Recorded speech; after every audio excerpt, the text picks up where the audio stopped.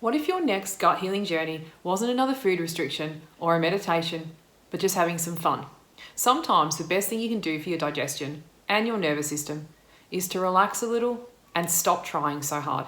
That might look like singing, dancing, or just doing something silly that makes you laugh. In this video, I'm going to give you some fun ideas that might just help you lighten up and support your gut-brain connection. Of course, having fun looks different to all of us, but what I'm going to share today are specific strategies that can help you when you are stuck in that brain anxiety cycle. You know the one, that loop where every sensation in your tummy feels like a threat, or where worrying about your symptoms only makes them worse. You may not always consider these thoughts and sensations as fear. Sometimes it's more like an uncomfortable looping thought. What if this meal upsets my tummy? Or what if my gut never calms down? But even if you wouldn't call it fear, these thoughts create a sense of danger and hypervigilance in your body, which directly affects your digestion. However, when we laugh, express ourselves creatively, or let ourselves have some fun, we interrupt that gut anxiety cycle. Today's strategies aren't all about fixing everything, but more about bringing safety to the body and allowing you to enjoy life. The first couple of strategies I want to share come from acceptance and commitment therapy, otherwise known as ACT. ACT is a powerful psychological approach that helps people change their relationship with their thoughts and bodily sensations. And in this case, often thoughts about our bodily sensations. The goal here isn't to make your gut feel perfect all the time. It's to live better even when symptoms are present. One of the key aspects of ACT is something called cognitive defusion.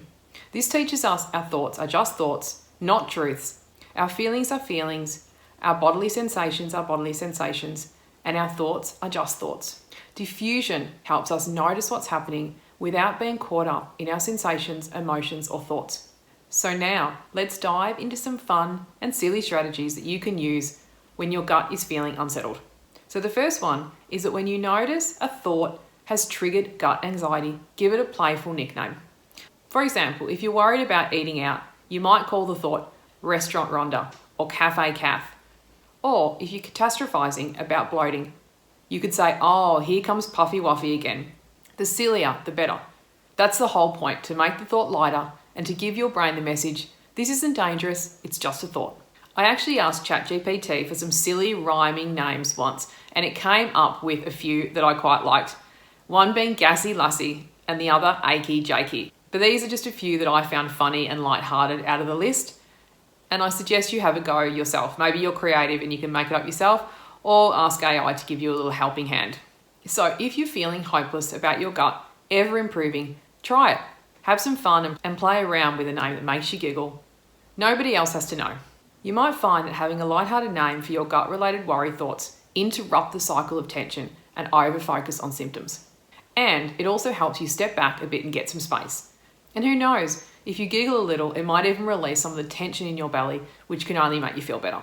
The second strategy I want to talk about today is singing your gut worries. Yes, really silly, and that's the point. If a thought is really stuck on repeat, try singing it to a tune of a nursery rhyme, say Twinkle Twinkle Little Star, or the tune to Happy Birthday. So if you're worried about bloating, it might go something like this. Bloated belly, bloated belly, bloated belly, bloated belly, bloated belly, bloated belly. Like I said, silly. However, you're acknowledging the sensation without fighting it. But you're also telling your brain, this is not an emergency, it's okay to be playful with this. And if you really want to let those thoughts know that you're not taking them seriously, I suggest adding a goofy dance. Think Elaine from Seinfeld or the chicken dance. So silly, you can't help but laugh. And in turn, this laughter sends a powerful signal to your nervous system, which in turn supports digestion. Not to mention it's fun and lighthearted, which I know always makes me feel better, even if my body feels the same afterwards. However, invariably I find two things happen. I start caring less, and I actually feel a little bit better. So lastly, and this is a fairly easy one, is having a gut health playlist. As many of you will know, music is a really powerful way to shift emotions and calm the body. So I recommend putting together a playlist of songs that lets you both express what you're feeling and also helps you lighten up. For example, if you're feeling frustrated with your gut, you might sing along loudly to Elton John's I'm Still Standing, or to Pink's So What.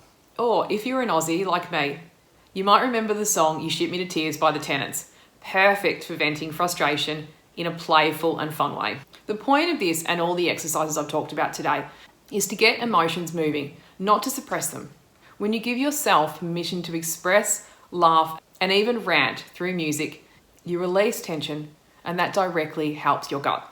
So those are my fun, lighthearted strategies for supporting gut health when you are caught up in that gut anxiety loop. The key is to remember that these activities are not about denying symptoms or pretending they're not there.